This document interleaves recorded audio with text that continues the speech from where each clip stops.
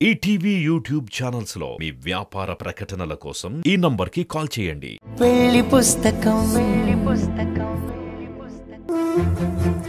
నా మీద నమ్మకం ప్రేమ ఉంటే చెప్పింది చెయ్యి, లేదంటే వదిలే. నేను కూడా ఎక్కువ బ్రతిమాలను.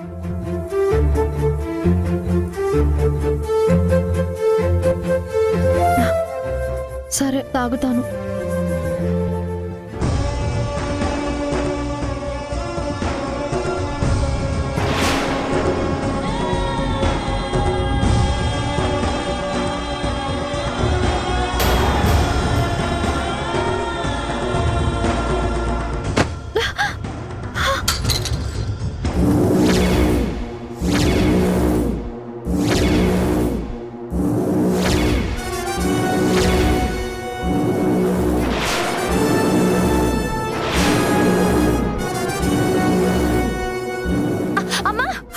అభి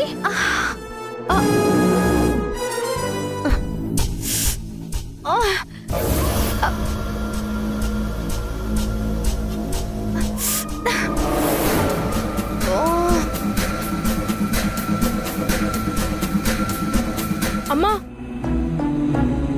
బాల్ వచ్చిందా? రావడం కాదు, పాలు ఒలికిపోయాయి. అభి కాలికి గాయమైంది.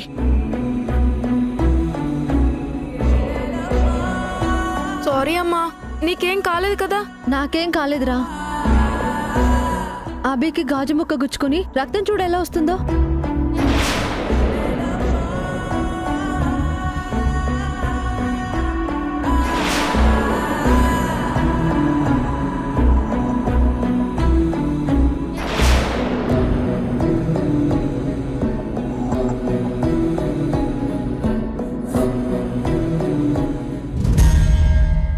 సారీ అభి, నువ్వు ఇచ్చినప్పుడే తాగుంటే ఇదంతా జరిగేది కాదు కదా. మొత్తం నేలపాలైన తర్వాత ఇప్పుడు సారీ చెప్పడం ఎందుకు సాక్షి? సాక్షి, ఇప్పుడు మిస్ అయింది. నెక్స్ట్ టైం ఇచ్చినప్పుడు మాత్రం వద్దనకుండా తాగాలి. అభి, నువ్వు విషం తీసుకొచ్చిచ్చినా తాగుతాను, కానీ ఈ పాలు మాత్రం వద్దు. నాకు వాటి స్మెల్ నచ్చడం లేదు. ప్లీజ్ ఈ ఒక్క రిక్వెస్ట్ ని యాక్సెప్ట్ చేయి. ఇది తప్ప నువ్వేం చెప్పినా ఏమిచ్చినా తాగుతాను. అంతగా బ్రతిమాలుతుంది కదా, ఒప్పుకో అభి. ఓకే సాక్షి. కాలు నొప్పిగా ఉందా? లేదమ్మా, పర్లేదు. ఉతకడానికి బట్టలు నానబెట్టావు. ఇప్పుడు ఈ కాలుతో ఎలా చేస్తావో ఏంటో. అభి, నువ్వు రెస్ట్ తీసుకో, ఆ పని నేను చేస్తాను. అభి మాట వినడమే కాని మన మాట అభి వినదమ్మా. కానీ కాలుకి గాజు కుచ్చుకుంది కదా ఆంటీ. బట్టలు ఉతికేది చేతులతోనే కదా సాక్షి, నో ప్రాబ్లం.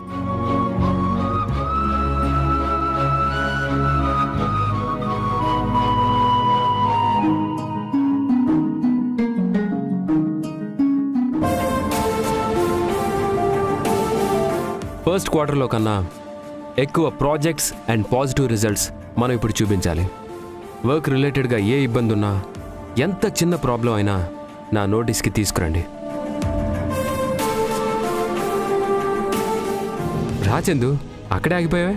మీటింగ్లో ఉన్నారు కదా, తర్వాత వస్తాను. వెయిట్ చందు, నేను చెప్పిన విషయాలు అందరూ గుర్తుపెట్టుకోండి. కంపెనీ సక్సెస్ అంటే ఇండివిజువల్ ఎంప్లాయీ సక్సెస్ అని మర్చిపోవద్దు. Okay sir. You may go now. Thank you sir. Rachandu, కూర్చో.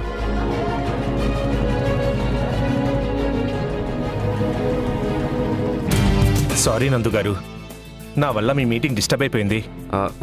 అదేం లేదు, ఫినిష్ అయ్యే టైంకి నువ్వు వచ్చావు. ప్రతిసారి ప్రాజెక్ట్ స్టార్ట్ అయ్యే ముందు టీంతో ఇలా మాట్లాడడం నాకు అలవాటు. మీరు మీ మాటలతో చాలా బాగా మోటివేట్ చేస్తున్నారు. అందుకే మన కంపెనీలో ఎంప్లాయీస్ అందరూ మీరంటే విపరీతమైన గౌరవం, అభిమానం చూపిస్తున్నారు. ఏంటి, నన్ను పొగడ్డానికి వచ్చినట్టున్నావు? కాదండి, విషయం ఏంటంటే నాకు కష్టపడి సంపాదించుకునే ఉద్యోగమే తప్ప రిఫరెన్స్పై వచ్చిన జాబ్ చేయటం ఇష్టం లేదు. కానీ తనూజ కోసం ఒప్పుకోక తప్పలేదు. తనూజ మాత్రమే కాచెందు, మీ మావయ్య గారు, నిహారిక్ గారు అందరూ నిన్ను కంపెనీలో బెటర్ పొజిషన్లో చూడాలనుకుంటున్నావు. అనుకోవడం ఆచరించడం రెండింటికి చాలా తేడా ఉంది కదండి. తనుజ నా మీద చాలా హోప్స్ పెట్టుకుంది. నన్ను మీ రేంజ్ పొజిషన్లో చూడాలనుకుంటుంది.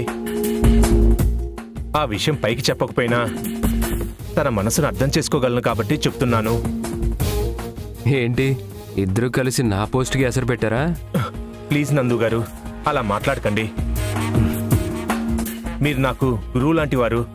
ఎప్పటికైనా మీ శిష్యుడిగా కిందే ఉండాలనుకుంటాను, కానీ మిమ్మల్ని దాటి వెళ్ళాలనుకోను. నేనేదో సరదాగా అంటే నువ్వేంటి చందు ఇంత సీరియస్గా ఫీల్ అవుతున్నావు? లేదండి, మీరంటే నాకు అంత రెస్పెక్ట్. ఒక భార్యగా తనుజ కోరికలో తప్పులేదు. నువ్వు నాకన్నా బెటర్ పొజిషన్లో వెళ్ళడానికి నేను సపోర్ట్ చేస్తాను. నీకు ఎప్పుడు ఏ హెల్ప్ కావాలన్నా చేయడానికి నేను సిద్ధంగా ఉంటాను. చాలు నందుగారు, ఈ ఒక్క మాట చాలు. ప్రపంచాన్ని గెలిచినంత ఆనందంగా ఉంది. నేను ఆల్రెడీ మన కంపెనీ గురించి కొన్ని డీటెయిల్స్ తెలుసుకున్నాను. పాత ప్రాజెక్ట్ రిపోర్ట్లు కూడా చదివాను. గుడ్.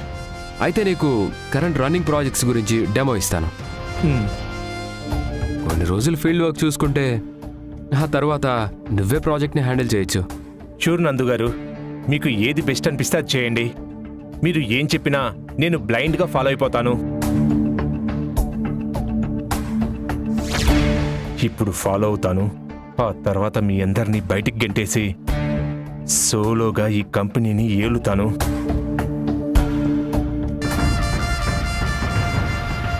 సాక్షి పాలు తాగడం నా కొడుక్కి కూడా ఇష్టం లేదనుకుంటా. అందుకే ఎక్కడి నుండో కొట్టిన బాలు డైరెక్ట్గా వచ్చి పాల గ్లాస్కి తగిలింది. లేదంటే ఈ పాటికి హాస్పిటల్లో సాక్షి బెడ్ మీద ఏడుస్తూ ఉండేది. నేను శుభవార్త విని ఎంజాయ్ చేసేదాన్ని. దరిద్రం నాకు, అదృష్టం దానికి.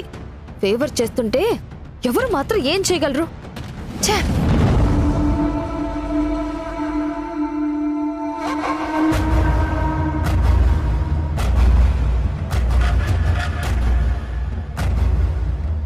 కన్న కూతురు కాల్లో గాజు గుచ్చుకుందన్న జాలి కూడా లేకుండా బట్టలు ఎలా ఉతుకుతావమ్మా అని అడుగుతుంది.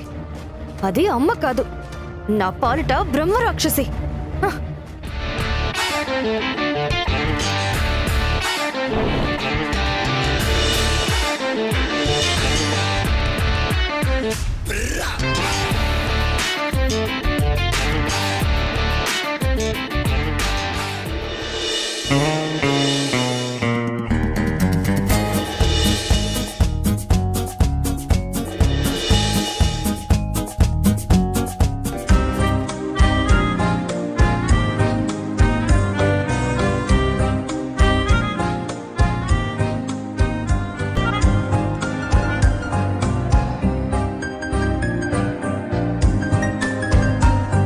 అభి, ఈ బట్టలు కూడా ఒకేసారి నానబెట్టాల్సిందే. లేదంటే ఇదొకసారి అదొకసారి అంటే నీకు శ్రమ కదా. పర్లేదమ్మా, ఎంత శ్రమ అయినా గాజుగుచ్చుకున్నా కాలు నొప్పి పుట్టినా నాకేం లెక్కలేదు. అమ్మా అభి, 2 రోజుల నుంచి భుజాలు బాగా నొప్పిగా ఉన్నాయి. లేదంటే నేను కూడా నీకు సహాయం చేసేదాన్ని. పర్లేదమ్మా, పని మనిషినే వద్దనుకున్నాం కదా. ఈ మాత్రం పనులు చేయలేనా చెప్పు? పోనీ నువ్వు బట్టలు ఉతుకు, నేను గుంజేస్తాను. ఎందుకమ్మా, వద్దంటున్నాను కదా. నువ్వు వెళ్ళు, నేను అన్నీ శుభ్రంగా ఉతికి ఆరేసి వస్తాను. సరే.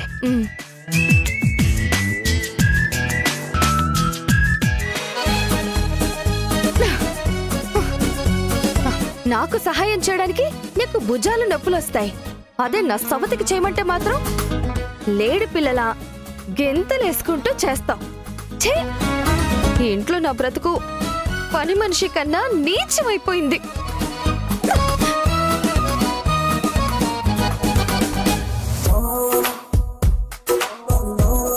దీని చావు కోరుకుంటే చీరలుతికే కర్మ పట్టింది.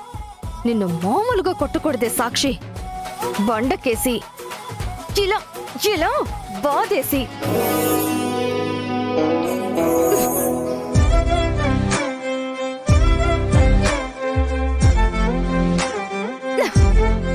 ఊపిరాడకుండా పిండేసి ఇలా బుట్టలో పడేయాలి.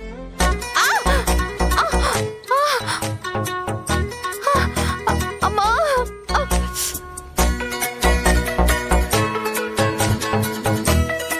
ఎవరు తీసిన గోతులో వాళ్లే పడతారు. ఒకరిని బాధ పెట్టాలనుకునే వాళ్ళు వాళ్లే బాధపడతారు.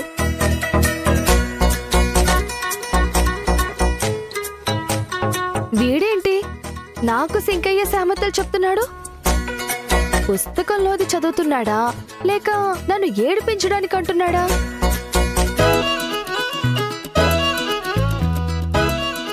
లేదులే, నన్ను అనాలనుకుంటే మొహం మీదే అనే ధైర్యం నా కొడుకుంది. ఏదో పాఠమే అయ్యుంటుందిలే.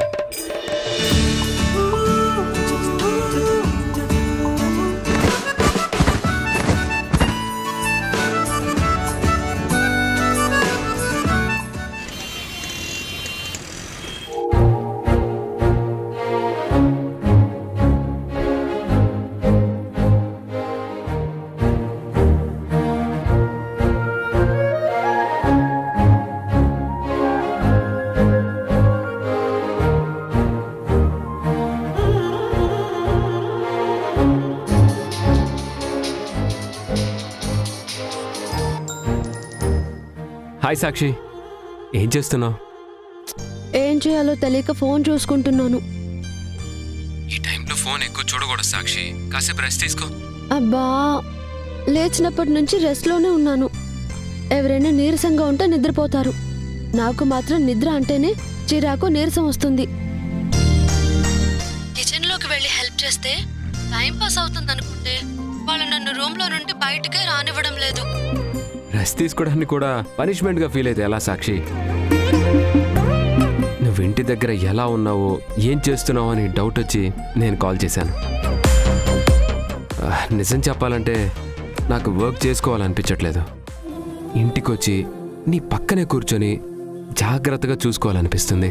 ఇంట్లో వాళ్ళు సరిపోలేదన్నట్టు మీరు ఒకరు తక్కువయ్యారా? మీరు నా గురించి ఆలోచించకుండా ఆఫీస్లో అయినా రిలాక్స్గా పనిచేసుకోండి. నన్ను పట్టించుకోవడానికి, నా పనులు కూడా చేసి పెట్టడానికి ఇక్కడ మా అమ్మ, ఆంటీ, అభిలాష ఉన్నారు. ఎంతమంది ఉన్నా నేను పక్కనే ఉండి చూసుకోవడం భర్తగా అదొక తృప్తి కదా. అర్థమైంది, కానీ ప్రస్తుతానికి అవసరం లేదండి.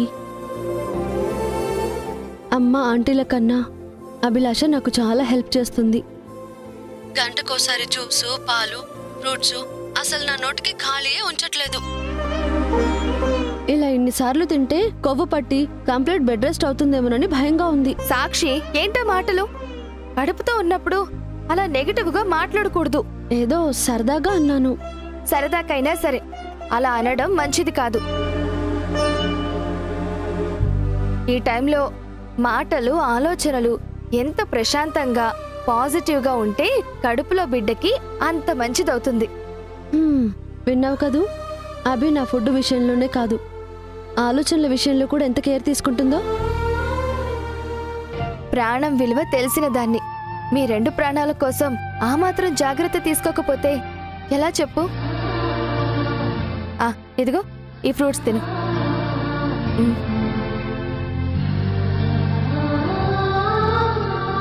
అభిలాష అలా మాట్లాడుతుంటే, తన మంచితనం చూస్తుంటే అసలు గతంలో చూసింది ఏ మనిషినైనా అనిపిస్తుంది. ఆ మార్పుకి, మంచితనానికి కారణం నువ్వే. కడుపులో బిడ్డకు కూడా నీలాంటి మంచి మనసే రావాలి. మీ మనసుకేం తక్కువ? బంగారం.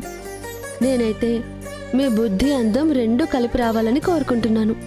ఎవరి పోలికలు వచ్చినా పుట్టబోయే బిడ్డ నువ్వు సంతోషంగా ఉంటే నాకదే చాలు.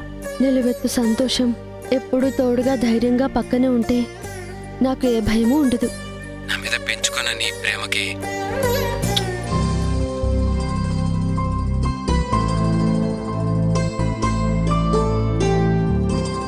ఇక నుండి ప్రేమకే కాదు, ముద్దులకు కూడా పోటీ పెరుగుతుంది. ఎంత పోటీ పెరిగినా ఇద్దరిని ఓడిపోనివ్వకుండా నేను చూసుకుంటాను. ఇంతకు ముందుది కడుపులో బిడ్డ కాబట్టి ఈ ముద్దు నీకోసం.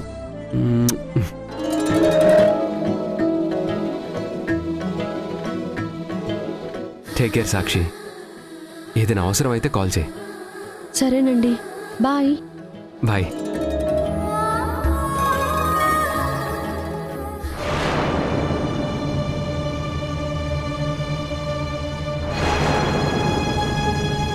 మామూలుగా ఉన్నప్పుడే ఈ మొగుడు పెళ్ళాల ప్రేమని తట్టుకోలేకపోయాను. ఇప్పుడు కడుపుతో ఉందేమో నందుని కంట్రోల్ చేయడం కష్టం. ఇంట్లో ఉన్నంతసేపు రెండో పెళ్ళం కొంగు పట్టుకుని తిరుగుతాడేమో. వీళ్ళ మధ్య ప్రేమలు నవ్వులు, నాకేమో లేబర్ పనులు. చిచ్చే.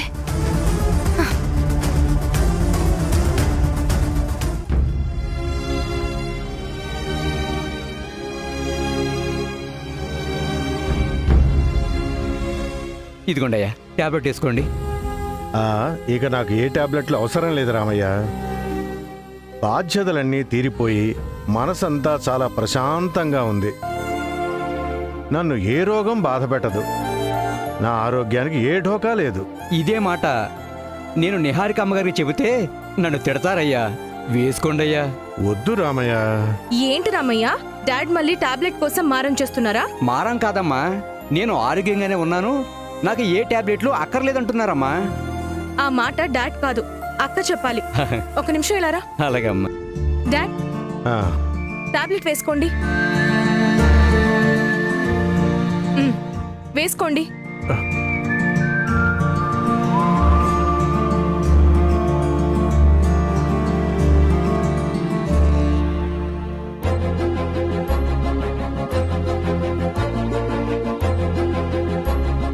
అమ్మ తనూజ, అడగడం మర్చిపోయాను.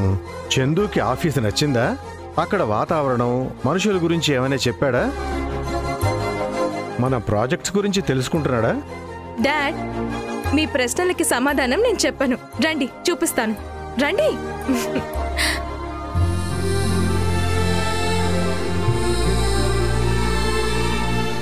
చూడండి.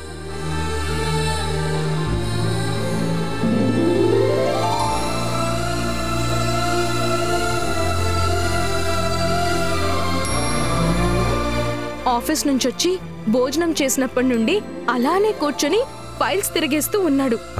సివిల్స్ కి ప్రిపేర్ అయ్యేవారు కూడా ఎంతగా పుస్తకాలు చదువుకోరేమో. ఇన్నాళ్ళు చందు దానగుణం గురించి విన్నానమ్మా. ఇప్పుడు డెడికేషన్ ఏ రేంజ్లో ఉంటుందో చూస్తున్నాను.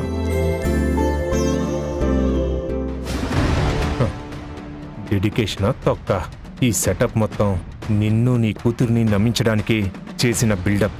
నువ్వెప్పుడొస్తావో, ఈ డ్రామా ఎప్పుడు ఆపాలో అని ఎదురు చూడలేక, ఈ ఫైల్స్ని చూడలేక చస్తున్నాను. ఛా!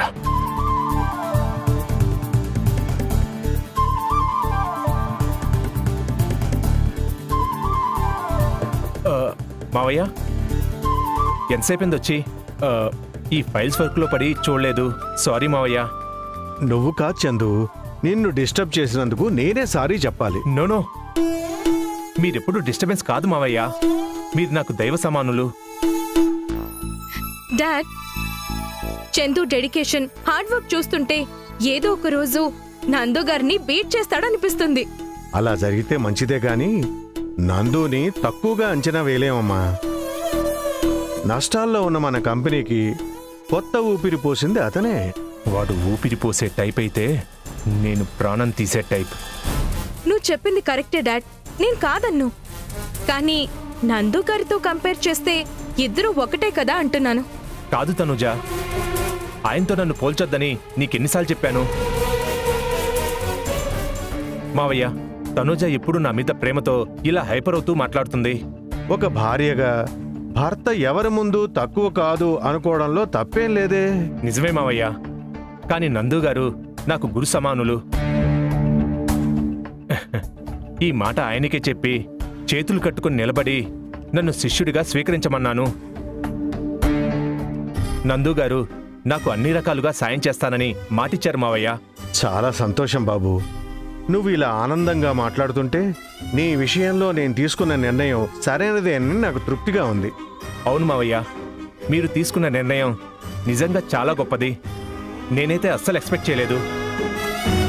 ఆ నిర్ణయం వల్ల మనందరి జీవితాల్లో చాలా మార్పు వస్తుందని నా నమ్మకం మావయ్య.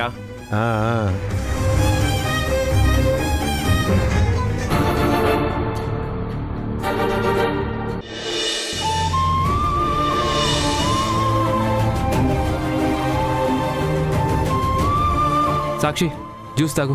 అయ్యో, మీకెందుకండి శ్రమ? ఇంట్లో ఉన్నంతసేపు ఒక భర్తగా నన్ను సేవ చేసుకోనివ్వు. దీనికి శ్రమ అని పేరు పెట్టకు. సేవలు చేసే భర్త ఉంటే చేయించుకోవాలి కానీ వద్దని చెప్పకూడదు. కంగ్రాట్స్ నందు. Thank you. Congrats Sakshi. Thank you. కూర్చోండి హరి గారు, కూర్చో.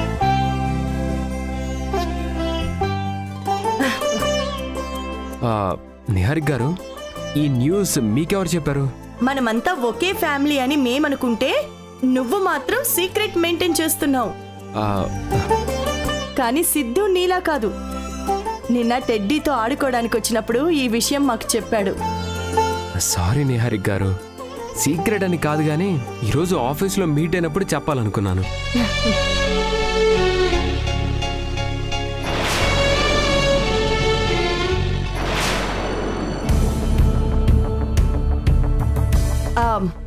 ఇంట్లో ఇంత మంచి జరుగుతున్నప్పుడు కొంతమందిని దూరంగా ఉంచితే బెటర్.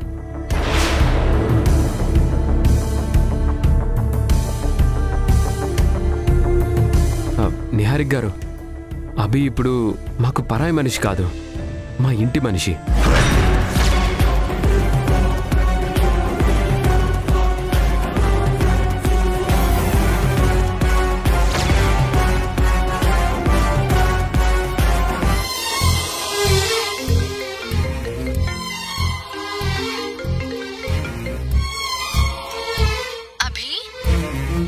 నువ్వు కూడా అక్కడే భోజనం చేస్తున్నావా? క్యారేజ్ ఇచ్చి తొందరగా వచ్చేసేమన్నాను కదా. అంటే అభిని నాకు వడ్డించమని నేను తిన్న తర్వాతే రమ్మని నువ్వు చెప్పలేదా?